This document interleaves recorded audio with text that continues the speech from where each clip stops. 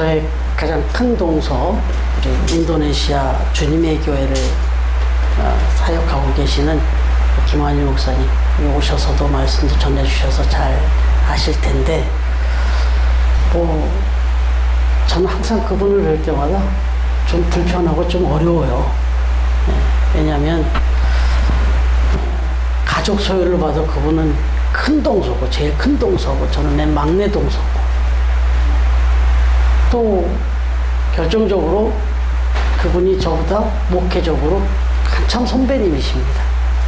그러니까 지금은 좀 많이 유해졌습니다만 초반에는 항상 저를 가르쳤어요. 그리고 좀 성격이 좀 까칠하신 면이 있어요. 그래서 항상 제가 불편했어요. 그리고 항상 조심스러워요. 지금도 많이 이렇게 이제 아주 가까워졌습니다만 지금도 여전히 항상 조심스러워요. 예. 그런데 아들들이 둘이 있단 말이에요. 근데 이 두 아들들이 그 아버지를 대하는 태도를 보면 반말은 예사롭고 아빠를 지적해요. 그냥 한 번은 언젠가 사우나를 가신다고 나갔다 왔는데 아들이 늦게 이제 봤어요. 아버지가 들어오는 거예요. 근데 보니까 저도 그 지적을 잠깐 받았는데 구두를 신고 반바지를 입고 양말은 또 긴 양말 여기까지 올라온 걸 입고 그러고 사우나를 갔다 온 거예요. 아들이 아니 아빠 이게 뭐 하는 거야 지금 이러고 막 꾸짖더라고요. 여러분 이게 아들이죠. 이게 아들이죠. 아들이니까 이렇게 해요. 저는 되게 그런 모습을 봐도서 아무 말 못합니다. 그런데 이 아들들이, 이 지금 조카들이 저한테 또 까짓합니다.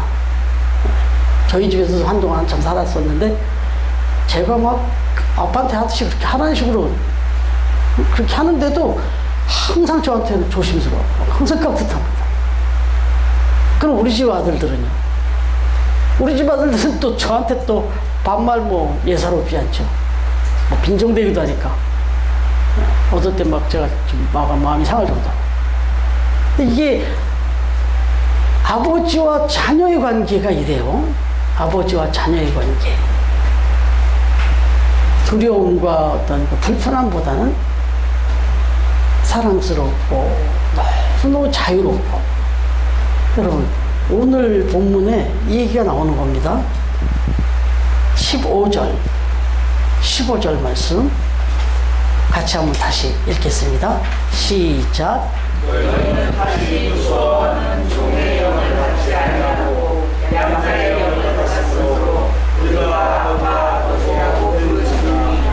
예, 우리가 뭐라고요? 아빠 아버지라 그렇게 나왔죠. 예? 아빠 아버지라 부르짖는 여러분, 이 말은 본래는 죄의 종이 돼서 하나님과의 관계가 매우 조심스럽고 어려운 정도가 아니라 두려움과 무서움의 관계였다 이겁니다. 원래 하나님과의 관계는 의로운 재판장 되신 하나님과 그 앞에 허물이 많은 죄인의 관계였단 말이죠. 죄와 더 친했던 그런 사람들이었다 이거죠. 그러니 하나님이 얼마나 두렵고 얼마나 무섭습니까? 제가 오늘 아침에 박정희 집사님을 이제 모시러 가고 있는데 터널을 통과를 딱 하는데 갑자기 차들이 막 속도가 확 줄어요. 근데 그 차 뒤에 초보 운전이라고 써 있더라고. 그래서 초보 운전이라 그런가 했더니 앞에도 다 속도가 갑자기 확 줄어. 그래서 이제 이거 내가 최시환을 모시러 가야 되는데 하고 이렇게 쭉 가는데 지나가다 보니까 그 앞에 경찰차가 딱 이렇게 코너링에 서 있는 거예요. 경찰이 왜 무서운 거예요 도대체? 과속을 했으니까 무서운 거지. 뭔가 좀 찔리는 게 있으니까 무서운 거지. 터널에 막 확 달리다가. 여러분, 내가 뭔가 허물이 있고, 부끄럽고, 그런 법적인 관계에 있으면요, 무섭습니다. 하나님도 마찬가지예요. 우리가 그렇게, 우리의 인생 속에서 우리가 그렇게 살면 하나님과 관계가 없이 그런 법적인 관계, 율법적인 관계에서 그만 산다면 하나님은 무섭고 두려운 분이에요. 죄보다 이 죄에 더 가까운 사람을 살면 그렇게 된다 이거죠. 그런데 양자의 영을 받았으므로 우리는 이제 아빠 아버지라 부르짖느니라. 너무너무 편해졌다는 거예요. 하나님과의 관계가 조심스럽고 어려운 정도가 아니라 두려움과 무서움의 정도가 아니라 이제는 아주 자유롭고 너무 즐겁고 기쁘고 반갑고 그런 관계가 됐다. 그런데 여기 이제 하나 걸리는 게 있죠. 양자의 영이란 말 나오죠. 양자. 양자 아시죠? 양자. 친자녀가 아니에요. 그냥 입양한 거예요. 일종의. 네? 일종의 입양한 거예요. 택해서 이렇게 아들로 삼은 거예요. 자녀로 삼은 거예요. 근데 이 양자라는 표현이 이제 우리 성경에 우리말로 번역을 해주다 보니까 이렇게 양자란 말이 됐는데, 이 양자라는 개념이 우리는 좀 그렇게 뭐 아주 좋게 느껴지진 않아요. 그러나 이 성경이 쓰여지던 당시 그 시대에서 이 양자라는 개념은 우리 지금 개념과 조금 다릅니다. 뭐냐면 양자라는 부분을 성경에서 다룰 때 그 시대의 양자 개념은 오히려 더 좋은 의미가 있었어요. 친자녀보다 더 좋은 뜻도 담겨 있었어요. 뭐냐면 그냥 친자녀는 내 선택의 여지가 없어요. 부모의 선택의 여지가 없이. 뭐 태어나는 자녀도 마찬가지겠지만 부모도 내가 이런 아이들 이런 모습 저런 딸 뭐 이렇게 생각하고 내가 골라서 태어나게 한 게 아니에요. 자녀는 부모의 사랑 가운데 정말 하나님이 주신 대로 받은 거예요. 그래서 어떤 때는 징그럽게 정말 나를 내 단점을 닮아갖고 내가 막 비실을 때도 있잖아요. 어떤 때는 또 너무너무 예쁘게 하지만 막 왔다 갔다 해요. 그런데 양자는, 당시의 양자는 어땠냐? 뭔가 내가 생각하는 아주 이상적인 그런 아이. 야, 이 아이라면 정말 내 꿈, 내 어떤 계획, 이런 걸 이루어가기 딱 좋겠다 싶으면 그런 아이를, 영특한 그런 아이를, 준수한 아이를 내가 선택해서 양자로 삼는 경우가 많았다는 거죠. 그러니까 양자의 개념이, 여기서 말하는 양자의 개념은 정말 이 부모가 딱 마음에 들어서 딱 택해서 뽑아다 놓은 그런 양자의 개념도 있어요, 지금. 그러니까 양자가 얼마나 사랑스럽겠어요. 그런 양자의 개념입니다. 부모가 아주 심혈을 기울여서 마음속 깊이 생각해서 아주 좋은 뭘 고르듯이 그렇게 뽑아놓은 아이. 그 양자예요. 그래서 실제로 그런 양자를 뽑아다 놓으면은, 양자를 선택해 놓으면 그냥 안 뒀습니다. 몽학 선생, 가정교사를 붙여가지고 정말 내가 원하는 그런 교육을 막 시킵니다. 부모는 어떤 사람이고, 어떤 걸 꿈꾸고 있고, 그리고 또 앞으로 해야 할 일이 뭐고, 이런 것들을 잘 가르쳤어요. 양자에게. 아주 부모가 원하는 교육을 충실히 시켜줬다 이거죠. 그리고 나서 그 교육이 맞춰질 즈음에는 또 하나 상대 급부도 가르쳐줬습니다. 너를 위하여 너를 택하신 양부모님들이 너를 위해서 놀라운 상속을 준비해 놓고 있다 하는 것도 꼭 얘기를 해줬답니다. 오늘 말씀 보시면 딱 그 얘기예요. 오늘 16절 말씀 한번 보세요. 16절 시작. 성령이 친히 우리의 영과 더불어 우리가 하나님의 자녀인 것을 증언하시나니, 그 다음에 이어서 17절. 자녀는 또한 상속자, 곧 하나님의 상속자여 그리스도와 함께하는 상속자니. 예, 여기까지. 예, 이래요. 이게 지금 딱 양자 택할 때 모습하고 똑같은 거예요, 이게. 하나님이 우리를 양자로 삼았다. 바로 이런 뜻을 갖고 우리를 삼았다는 겁니다. 하나님이 하나님의 영을 붙여서 하나님이 어떤 무신도 가르쳐주고, 그러면 네가 앞으로 해야 할 일이 뭐고, 그게 필요한 것들을 가르쳐주고 배우게 하고 잘 훈련시킨 다음에, 그러고 하는 얘기가 너를 위해서 예비된 놀라운 상급이 있다. 이걸 가르쳐준다는 거예요. 누가? 성령께서, 하나님의 영이. 그래서 이제는 그야말로 두려움이 아니라 하나님은 친근하고 자유하고 사랑의 관계로 만들었다. 그래서 어떻게까지 부른다? 아바, 아버지라고 부른다. 참 이 성경의 이 헬라어 아바, 이건 알아보는 건데, 이 아바, 아버지라는데 아바, 그게 아빠예요. 우리하고 어쩜 이렇게 또 언어가 또 같은지, 어감이. 그렇습니다. 바로 저와 여러분이 그렇게 하나님의 영으로 인도함을 받고 하나님의 자녀가 돼서 이제는 하나님이 두렵습니까? 겁이 납니까?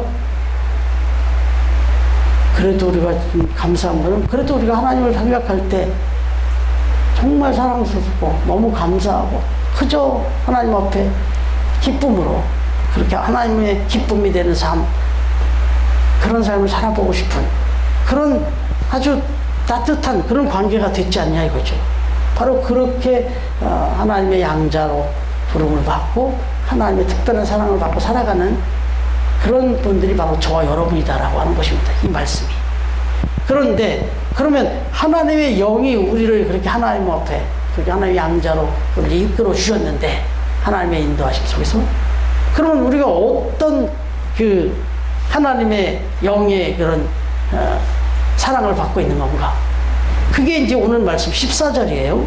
다시 한번 읽어보겠습니다. 14절 시작. 무릇 하나님의 영으로 인도함을 받는 사람은 곧 하나님의 아들이라. 예. 하나님의 영으로 인도함을 받는 사람은 하나님의 아들이라는 거예요. 그래서 이걸 또 어떻게 또 표현해놨냐면 요한복음 16장 13절 한번 찾아보실래요? 요한복음 16장 13절. 멀리 대구까지 갔다 오실래요? 리나씨 한번 읽어주세요. 요한복음 16장 13절.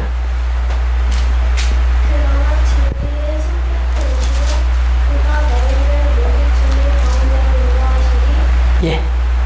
여기까지 할까요? 예. 네, 거기까지. 네. 진리의 성령님이 오시면 그가 너희를, 저와 여러분을 모든 진리 가운데로 인도하신다. 여기서 진리는 바로 내가 곧 길이요 진리요 생명이니 라고 말씀하신 예수 그리스도를 말씀하십니다. 그렇게 성령이 우리를 그렇게 인도해 주신다. 결국 하나님의 자녀가 되면 가장 큰 축복이 하나 있는데 인도함을 받는다는 겁니다. 한순간도 떠나지 않으시고 계속해서 함께 하시면서 우리 일거수일투족을 인도해 주신다는 겁니다. 여러분 한번 생각해 보세요. 우리가 이번에 필리핀을 다녀왔습니다만은 정말 짧은 일정으로 이렇게 다녀왔어요.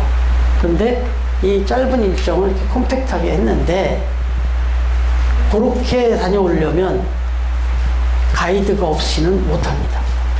산팔루칸을 갔다가 뭐 산토트리브를 갔다가 뭐 저쪽도 따가이 쪽으로 갔다가 뭐 왔다 갔다 막 돌아다녔는데, 우리가 거기가 어디를 안다고 거기를 그렇게 막 돌아다녀요? 거기를 어디를 막 돌아다녀요? 이거는 가이드가 있었기 때문에 가능한 거예요. 그것도 아주 친절하고 아주 멋진 가이드가 있었어요. 선교사님과 최 집사님. 이 가이드가 있었기 때문에 우리가 그냥 그 일정을 무난하게 잘 마치고 이렇게 공항에 도착할 때부터 다시 우리 돌아오는 그 순간까지, 공항에서 태워서 공항에다 내려줄 때까지 가이드였어요. 그죠? 성령 하나님께서 그렇게 가이드를 해주신다는 겁니다. 저와 여러분의 삶을. 하나님의 자녀가 되면. 그래서 이걸 가장 리얼하게 경험한 사람이 성경에 나오는데, 그 사람이 누구냐면 다윗입니다. 다윗. 여러분, 다윗은 또 자기가 하는 일이 뭐였냐면 목동이었어요. 양을 치는 목동. 그러다 보니까 하나님은 이런 분이시구나. 하나님은 이렇게 나를 인도해 주시네 하고 떠올린 게 뭐냐면 양과 목자의 관계를 생각한 겁니다. 그래서 이 다윗은 뭐라고 고백을 하냐면, 우리가 가장 잘 아는 말씀 시편 23편에다 써놨습니다. 외우시면은 외우시고, 아니면 같이 한번 하나 찾아보겠습니다. 1절부터 4절까지 한번 보겠습니다. 시편 23편 한번 같이 읽겠습니다. 해볼까요? 여호와는 나의 목자시니 내게 부족함이 없으리로다. 이 말이 뭐냐면 여호와는 나의 목자가 되시기 때문에 나는 하나도 어려움이 없다. 나의 인도자이기 때문에. 그렇게 얘기하면서 2절 시작. 그가 나를 푸른 초장에 누이시며 쉴만한 물가로 인도하시는 도다. 푸른 초장에 누이고 쉴만한 물가로 좋은 곳으로 인도하더라 이거예요. 선한 곳으로 인도하더라 이거예요. 여기 인도라는 말이 나오죠. 그 다음에 3절 시작. 내 영혼을 소생시키시고 자기 이름을 위하여 의의 길로 인도하시는 도다. 예, 나의 영혼을 막 숨쉬게 하고 막 힐링을 시켜주시고, 그리고는 바르고 의로운 길로, 옳은 길로 또 인도해 주시더라. 4절 시작. 내가 사망의 음침한 골짜기로 다닐지라도 해를 두려워하지 않을 것은 주께서 나와 함께 하심이라. 주의 지팡이와 막대기가 나를 안위하시나이다. 여기서 안위한다는 건 인도하는 정도가 아니라 완전히 보호하면서 퍼펙트하게, 가이드처럼, 저 보디가드처럼 나를 인도하는 정도가 아니라 나를 보호하는 게 이게 안위입니다. 안위. 예, 어떤 곳을 다닐지라도, 사망의 음침한 골짜기를 다닐지라도, 여기서 해를 두려워하지 않는 건 저 선을 얘기하는 게 아니라 나에게 그 어려운 일, 아주 위험한 일, 이런 것들을 두려워하지 않을 것은 주님께서 나와 함께 하셔서 안위해 주시기 때문이다. 그냥 가이드만 하는 게 아니라 따라오지요 하고 그냥 가는 게 아니라 계속해서 돌면서 뒤를 돌고 앞으로 돌고 계속 그런 걸 보호해 주면서, 이게 지금 다윗이 자기가 경험한 걸 그대로 고백한 겁니다. 특별히 여기서 4절 말씀에 뭐 도구가 나오죠. 뭐가 나오죠? 주께서 나와 함께 하십니다. 주의 지팡이와 또 하나, 예, 이게 나오죠. 이것도 아주 중요한 의미를 담고 있습니다. 이스라엘의 목자들은 항상 양을 칠 때 2개를 갖고 다녔습니다. 그게 지팡이와 막대기입니다. 여러분, 이 지팡이와 막대기는요 조금 특징이 있어요. 지팡이는 그 목자의 키보다도 커요. 네, 지팡이는. 그리고 약간 구부러져 있어요. 그래서 이게 양들이 뭐 어디 구덩이에 빠졌다든지 좀 위험한 상황이 있을 때 그걸 이렇게 건져내는, 그걸 이렇게 끌어내는 그런 도구로 썼다 그래요. 이 지팡이는 좀 길고. 그런데 이제 막대기는 지팡이보다 조금 짧다는 거예요. 그럼 이걸 뭐 할 때 썼을까요? 이게 지금 양이 제대로 가야 되는데 자꾸 딴짓하고 말 안 듣고 이리 가는데 안 따라와. 그러면 그때는 막대기로 탁탁 칩니다. 회초리죠. 매예요. 위험에 처했을 때는 지팡이로 이렇게 구해낸다면, 또 위험에 처한 건 아닌데 말을 안 들어. 그럼 어떻게 해요? 막대기로 탁탁 치면서,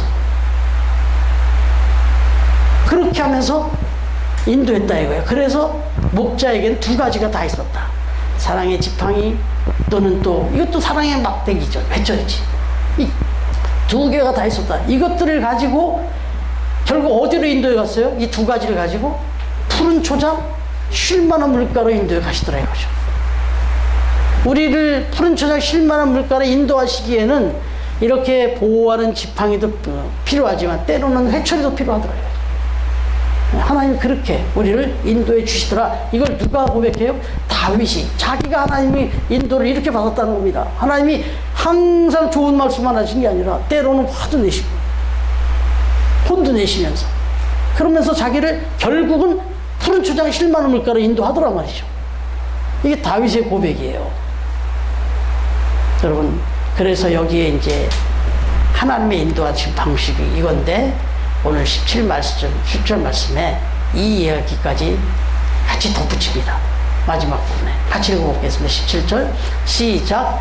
자녀이면 또한 상속자, 곧 하나님의 상속자요 그리스도와 함께한 상속자니 우리가 그와 함께 영광을 받기 위하여 고난도 함께 받아야 할 것이니라. 아멘. 여러분, 이제 하나님이 우리를 이렇게 그런 축복된 그런 복을 받아 누릴 만한 사람으로 만들어 가시는 중에 불가피하게 막대기가 필요하더라고요. 불가피하게. 왜? 우리가 많이 부족하기 때문에, 너무나 많이 죄에 물들어 있기 때문에. 가만 놔두면 알아서 잘 따라오냐? 아니면 어떤 때는 자꾸 딴 데로 가거든요. 자꾸 새거든요. 그리고 욕심을 부리거든요.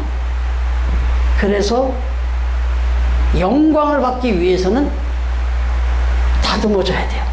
좀 혼돈해야 돼. 그래서 고난도 함께 받아야 할 것이니라. 영광을 받기 위해서. 그래. 유교의 창시자죠. 저 BC 551년에 춘추시대의 그 노나라에서 활동했던 그 사상가 공자. 이 공자가 아주 중요한 이야기를 했습니다. 뭔 얘기를 했냐면, 인간이 고귀한 성격으로, 고귀한 인격으로, 좀 성스러운 인격으로 만들어지기까지는, 이르기까지는 세 가지의 길을 통과해야 된다. 특별히 세 가지 방법이 있다. 이렇게 이야기를 합니다. 그러면서 첫 번째 하나는 뭐냐면, 인간이 정말 고귀한 그런 성스러운 그런 위치에 이렇게 성장해 가려면 사색을 통해서 이루어질 수 있다. 이렇게. 사색이라는 건 많이 생각하는 거잖아요. 많이 공부하는 거예요. 많이 책도 읽고. 그렇게 스터디를 통해서 그렇게 해서 사람이 고귀해진다는 거예요. 배워야 된다는 거예요.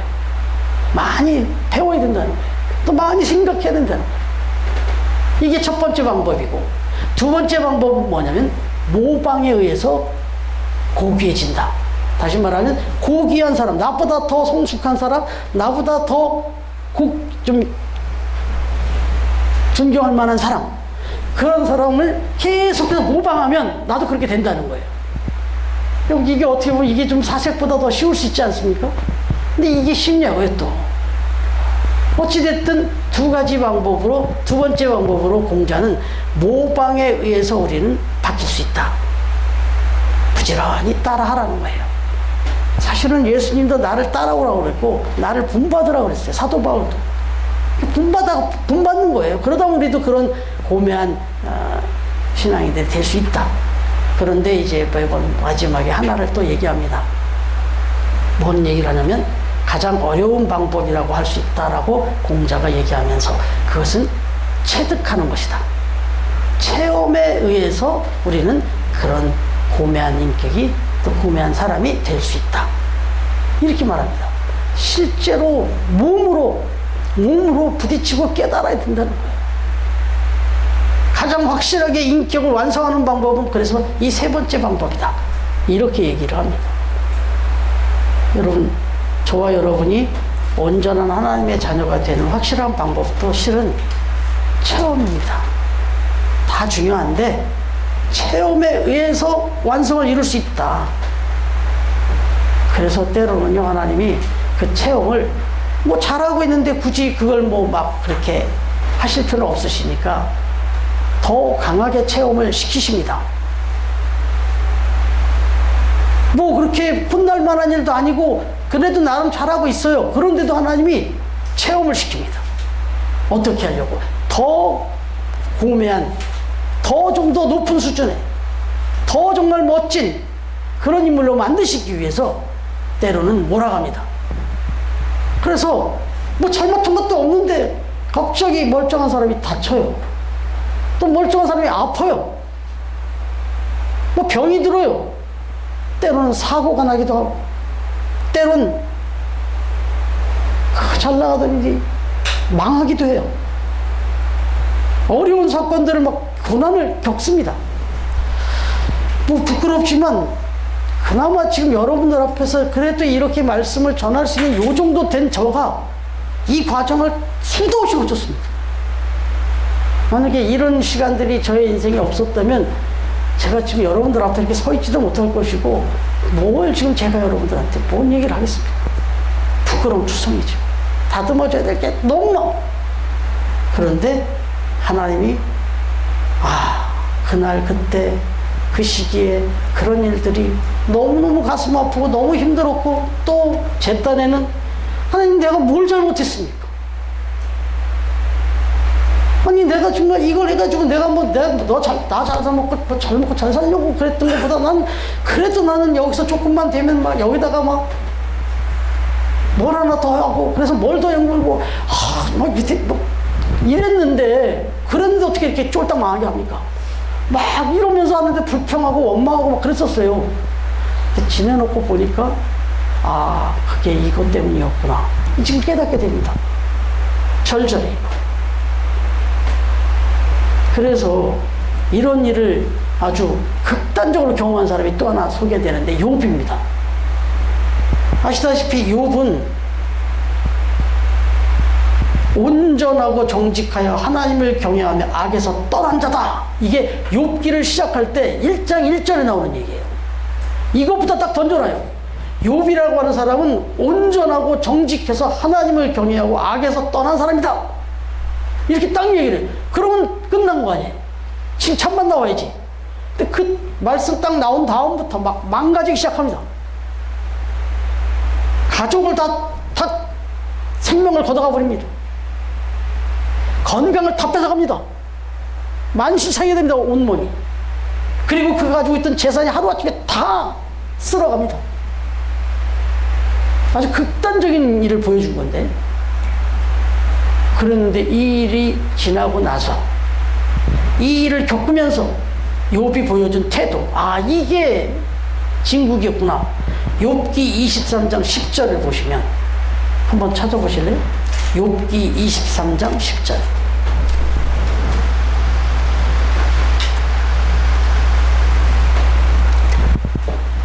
욥기 23장 10절. 우리 강일편 한번 읽어주시죠. 욥기 23장 10절. 욥으로 되어 있죠? 찾으셨어요? 아까 안 됐어요? 네. 그러면은 찾으신 분 한번. 네. 선집사님? 예. 나는 길을 그가 아시나니 네. 그가 나를 발견하신 후에는 내가 친구같이 되어 나오리라. 네. 사실은 이 말씀이 우리 작년이 아니라 재작년에 우리 강집사님이 주셨던 말씀. 그 강집사님이 말씀을 받고 그때 때가 기억이 납니다. 제가 벌써 3년 전이죠. 여러분, 지금 내가 가는 길을 그가 아신다라고 이 욥이 고백을 한 이유가 뭐냐면, 난 도대체 모르겠다는 거예요. 왜 나를 이렇게 끌고 가시는지 난 정말 모르겠다. 그러나 난 하나님을 믿으니까, 하나님 신실하신 분을 믿으니까 어느 길로 날 끌고 갈지 난 모르겠는데 난 간다. 그런데 분명한 거는 나는 지금 하나님 앞에 단련을 받는 것이라. 나를 뭔가 어떤 큰 길, 어떤 걸로 쓰시려고 하는지 모르겠는데 나를 계속 훈련시킨다라고 나는 믿는다. 그래서 그 훈련이 마쳐지고 이 길을 지나서 훈련이 끝나면 그땐 내가 아마 정금같이, 순금같이 멋진 인물로 내가 그렇게 거듭날 거라고 나는 믿는다. 이 고백이었어요. 그러더니 42장 5절입니다. 욥기 42장 5절. 이제 욥기를 다 끝내면서 마지막 어마어마한 얘기가 막 오가고 난 다음에 맨 마지막에 욥이 이런 고백을 해요. 욥기 42장 5절. 우리 30분 한 번 더요. 예. 내가 죽게 대하여 비록 순환하였사오니 이제는 눈으로 주를 배운다이다. 예. 그러니까 이 엄청난 일들을 막 다 겪고 나더니 욥이 하는 소리가 그거예요. 하나님, 내가 그동안은 하나님에 대해서 그냥 귀로 듣는 정도로, 귀로 아는 정도였네. 그동안 내가 하나님을 안다 했지만 내가 그냥 귀로 들어 아는 정도였네요. 그러네 지금 보니까 이젠 하나님이 선명하게 보이네. 이젠 확실히 알겠네요. 이겁니다. 수준이 이제는 귀로 듣는 정도가 아니라 눈으로 딱 똑똑히 볼 정도로 하나님을 알게 됐다. 이게 뭐예요? 체험입니다. 경험이에요. 그런데 이 체험과 경험 속에는 참 가슴 아프지만 고난도 있고 고통도 있고 어려움이 더 많이 있더라. 그겁니다. 그래서 16세기 교회 개혁가라고 알려져 있는 카르멜파 수사 요한이라는 분이 교회 개혁 활동을 하다가 옥에 갇혔어요. 그러더니 그 옥에 갇혀서 욥을 생각하면서 이런 말을 남겼습니다. 우리를 향한 하나님의 사랑 때문에 하나님은 우리가 성장하도록 우리를 막 강권하시는 분이 있더라. 하나님의 사랑은 우리가 약함에 그냥 머물러 있는 것을 만족하지 않고 그렇게 지내도록 허락하지 않으시는 분이다. 그래서 그는 우리를 어두운 밤으로 데려가신다. 어두운 밤을 통해서 교만이 겸손으로 변하고 탐욕이 검소함으로 변하고 분노가 만족으로, 쾌락이 평화로, 푹식이 절제로, 질투가 기쁨으로, 게으름이 열정으로 변하더라. 하나님이 그 영혼 안에서 어두운 밤을 통해서 역사하지 않으신다면 어떤 영혼도 영적인 삶으로 깊이 있게 성장하지 못할 것이다. 이렇게 고백을 한 거예요.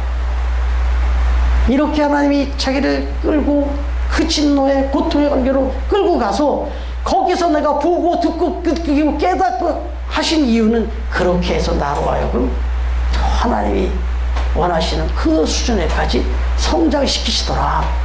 그 얘기입니다. 바꿔 말하면요,